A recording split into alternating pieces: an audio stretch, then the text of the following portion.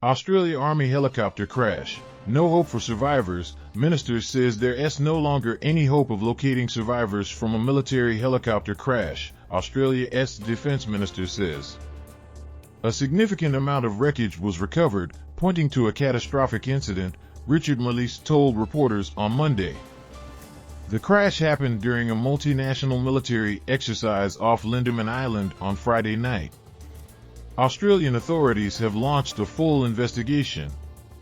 Australia's Army chief had grounded a fleet of military helicopters after the crash, which left 4 crew members missing and now feared dead. Lieutenant Gen Simon Stewart said none of the Army S-45 MRH-90 Taipan helicopters, the craft involved in the accident, would be flown again until they were found to be safe. Australia.